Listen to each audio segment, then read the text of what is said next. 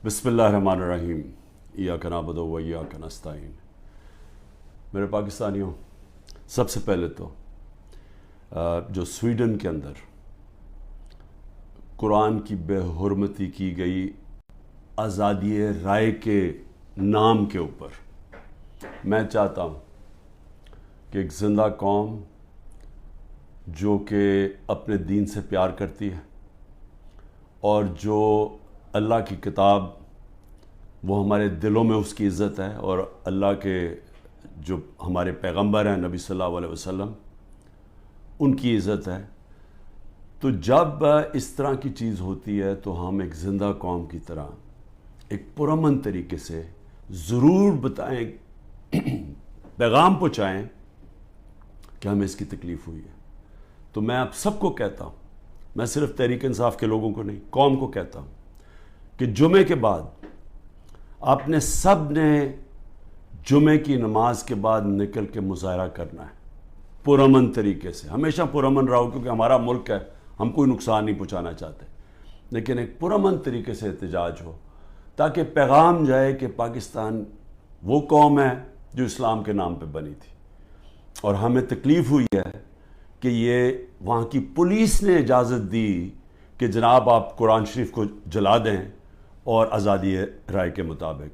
आपको पता होना चाहिए कि पाकिस्तान की वजह से आज 15 मार्च दुनिया के अंदर एंटी इस्लामोफोबिक दिन बनाया जाता है, यानी जो इस्लाम के ख़िलाफ़ जो हरकतें होती हैं, मसलन नबी सल्लल्लाहु अलैहि वसल्लम की शान में गुस्ताखी होती है और ये जान के जिस तरह ये कुरान शरीफ को जलाया गया, इसको ये इस्लामोफोबिया के अंदर आता है। तो हमारी वजह से यूनाइटेड नेशंस में 15 मार्च को इस एंटी इस्लामोफोबिया दिन बनाया जाता है। तो इसलिए हम सबको जुमे के बाद निकलना चाहिए और पुरअमन तरीके से एहतजाज करना चाहिए। दूसरी चीज़, दुबई में मीटिंग होती है, पाकिस्तान के बड़े बड़े मनी लॉन्ड्रर का मतलब जो इस मुल्क से पैसा चुरा के बाहर ले जाते हैं। जो सबसे बड़ा मसला पाकिस्तान का क्या है कि हमारा रुपया गिरता जाता है डॉलर के मुकाबले में। तो जब आप डॉलर यहाँ से ख़रीद के बाहर भेजते रहें और चोरी करके बाहर भेजते रहें तो वो डॉलर की कमी होनी है, और जब डॉलर की कमी होगी तो रुपया गिरता जाएगा। उसके अलावा भी हमने एक्सपोर्ट्स के ऊपर ज़ोर नहीं दिया, कभी किसी ने तवज्जो ही नहीं दी कि हम अपनी आमदनी कैसे बढ़ा सकते हैं। हिंदुस्तान की आज जो एक्सपोर्ट्स हैं ये ज़रा समझ लें 600 अरब डॉलर के करीब है। पाकिस्तान की हमारे ज़माने में रिकॉर्ड एक्सपोर्ट्स थी 33 अरब डॉलर, रिकॉर्ड थी। वो आज उससे भी कम हो गई है, 13% गिर गई हैं एक्सपोर्ट्स। तो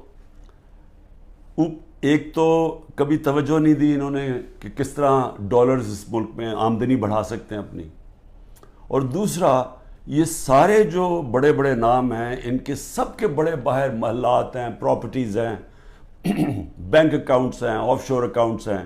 पनामा में क्या हुआ था? पनामा में एक दुनिया के अंदर एक इंकशाफ हुआ कि जिन्होंने बड़े बड़े लीडर्स ने, वज़ीरों ने अपने पैसे छुपाए हुए थे बाहर के मुल्कों में कंपनीज़ के पीछे, यानी कंपनीज़ के पीछे इन्होंने अपनी दौलत छुपाई हुई थी, प्रॉपर्टीज़ ली हुई थी। उसमें नवाज शरीफ की प्रॉपर्टी पकड़ी गई, मरियम नवाज उसकी मालिका निकली, और वो लंदन के सबसे महंगे इलाके में अरबों रुपए की इन्होंने प्रॉपर्टीज़ ली हुई थी, जिसको मेफेयर अपार्टमेंट्स कहते हैं। तो वो इंकशाफ हुआ, तो पैसा यहाँ से चोरी होकर गया था, क्योंकि अभी तक एक रसीद नहीं बता सके कि पैसा बाहर निकला कैसे है, किधर से आमदनी आई। बेटे की आमदनी, बेटे का जो घर है हसन शरीफ का, जो उसने बेचा मलिक रियाज को, उसकी कीमत तकरीबन 18 अरब है आजकल के जो पाउंड, और 45 मिलियन पाउंड्स, जो तकरीबन 17-18 अरब रुपया बनता है। तो वो किधर से पैसा आया तो ये कोई नहीं बता सकता। बेटे यहाँ से बाहर भाग गए क्योंकि वो बता नहीं सकते थे। उसी तरह जो सरे महल आसिफ जरदारी ने ख़रीदा वो भी यहाँ से पैसा बाहर गया, हुदैबा पेपर मिल वो भी पैसा बाहर। तो ये सब इकट्ठे हो गए और सारे इकट्ठे होके बंदर बांट पाकिस्तान किया कि अच्छा सिंध उसको दे देंगे, कराची फलाने को दे देंगे, سینٹرل پنجاب کوئی اور آ جائے گا، پھر نئی پارٹی جو بنی ہے اس کو بھی کوئی سیٹیں مل جائیں گی، فضل الرحمان کو ادھر پختونخوا میں دے دیں گے، اور یہ بس یہ کھچڑی پک جائے گی۔ تو یہ ساری بندر بانٹ دبئی کے اندر ہو رہی تھی کہ جس طرح کہ کوئی سودا نہیں ہو رہا ہوتا کسی کے اوپر، یہ سودا ہو رہا تھا پاکستان کا، اور کس طرح جو سب سے بڑی پارٹی ہے خوف زدہ ہے کہ اس کو کیسے باہر رکھنا ہے، جس میں عمران خان کی ان کو گنہونے خواب آتے ہیں کہ یہ پتہ نہیں کہ واپس نہ آ جائے، تو اس کو کیسے جیل میں ڈال رہے ہیں۔ تو میں نے جو آج آپ کے سامنے یہ چیز رکھنا چاہتا ہوں کہ کون سے کیسز ہیں، ذرا آپ سمجھ لیں، کیونکہ میں تیار ہوں، انہوں نے ہو سکتا ہے کل پتہ نہیں میری 17-18 بیلیں ہیں، ایک بیل کینسل ہوگی جیل میں چلا جاؤں گا، کل نہیں تو اس کے بعد پھر عدالت میں میرا چکر ہے، اس کے بعد 2 دنوں کے بعد پھر ہوں گا، تو کسی ٹائم پہ بھی انہوں نے پلان بنایا ہوئے مجھے جیل میں ڈالنے کا۔ تو میں یہ چاہتا ہوں کہ پہلے آپ سمجھ جائیں کہ یہ کون سے کیسز ہیں، جن کیسز کے اندر میں صرف آپ کو 7 کیسز بتاتا ہوں جنہوں میں یہ جیل میں مجھے ڈالنے کی کوشش کر رہے ہیں، تاکہ آپ سب کو پتہ چل جائے۔ اور وہ میں اس لیے چاہتا ہوں کیونکہ میڈیا تو سارا کنٹرولڈ ہے، تو انہوں نے تو وہ ایک دم میڈیا میں پکڑنا ہے اور شور مچا دینا ہے کہ جی عمران کی چوری پکڑی گئی، تو یا چوری پکڑی گئی، یا یہ ایک قتل جو جیسے میں شروع کرتا ہوں کہ اس نے قتل کر دیا کسی وکیل کو۔ تو میں چاہتا ہوں کہ وہ 7 کیسز پہلے آپ سمجھ لیں، تاکہ آپ کو سمجھ آ جائے کہ ایک طرف اربوں روپے کے یہ منی لانڈررز کے اوپر کیسز ہیں، شہباز شریف کے اوپر 24 ارب روپے کی کرپشن کیس میں، جس کا انڈر ٹرائل تھا جب جنرل باجوہ نے بچا کے تو اس کو وزیر اعظم بنا دیا۔ اس کے علاوہ جو نواز شریف کی ابھی تک کوئی نہیں بتا سکا، وہ جو اس کی مے فیئر کی اپارٹمنٹس، بیٹوں کے پاس پیسہ، اور یہ تو سامنے ہے، باقیوں کا تو ہمیں پتہ ہی نہیں ہے کہ کتنی ان کی باہر پراپرٹیز ہیں۔ اسی طرح زرداری کا ہے، اس کی بھی ساری باہر ان کی پراپرٹیز پڑی ہیں۔ تو ایک تو یہاں سے پیسہ چوری کر کے باہر لے جانے کے الزام ہے۔ اب دوسری دفعہ دیکھیں کہ میرے اوپر 170 سے زیادہ کیسز ہیں، لیکن وہ کیسز ہیں کیا؟ تو میں پہلے شروع کرتا ہوں کوئٹہ کا کیس۔ قتل ہوتا ہے ایک وکیل کا 6 جون کو 10:30 بجے صبح۔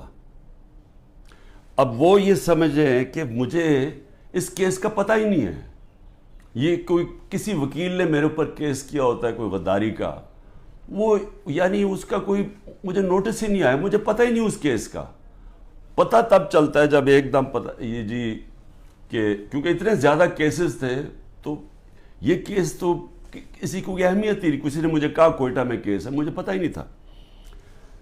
تو اس وکیل کا قتل ہوتا 10:30 بجے، 11:30 بجے پولیس میں رپورٹ ہوتا ہے۔ 2:22 میں شہباز شریف کا جو مشیر ہوتا ہے وہ سٹیٹمنٹ دیتا ہے کہ عمران خان نے اس وکیل کو قتل کیا۔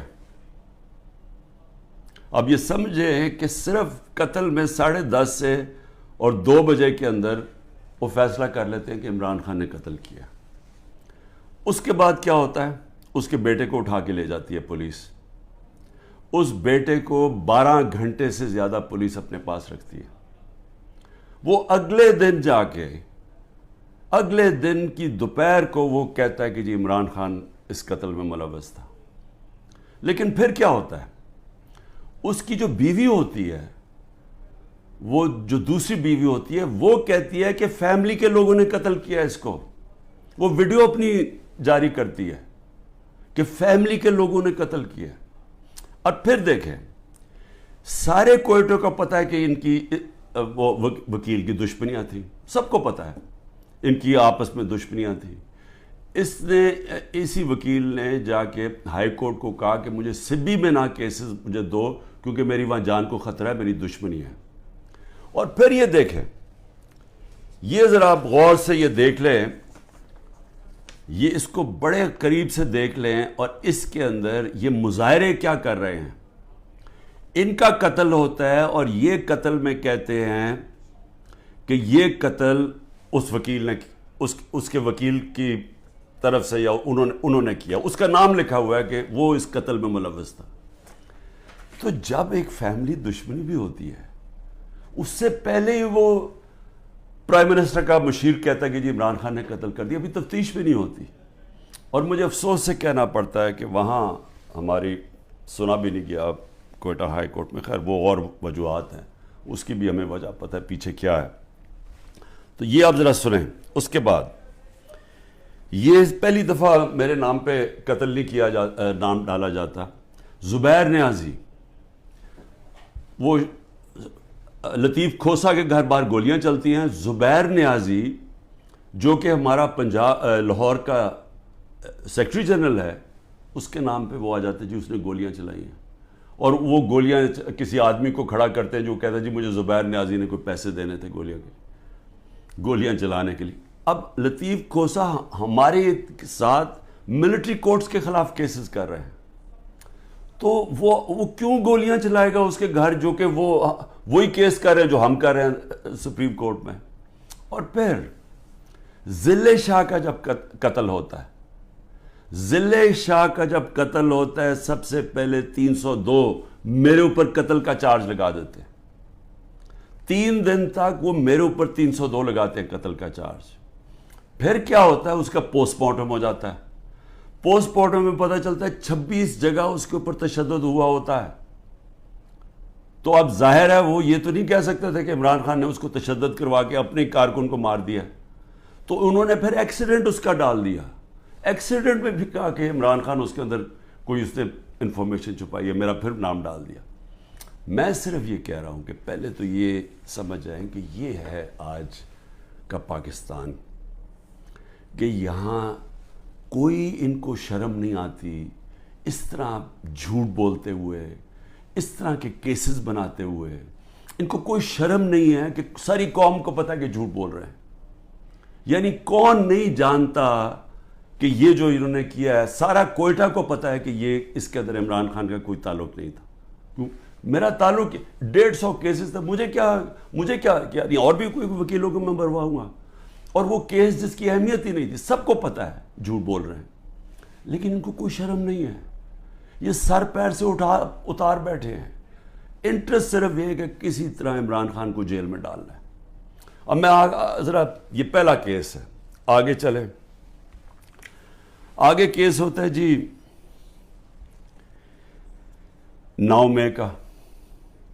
اب 9 مئی کو کیا ہوتا ہے, یہ ذرا غور سے سنیں. 9 مئی کو ہوتا کیا ہے, جو مظلوم ہوتا ہے یعنی جس پہ ظلم ہوتا ہے, اسی کے اوپر اس کو مجھے جب اندر جیل میں ڈالتے ہیں تو میرے اوپر کیسز کی بارش ہو جاتی ہے.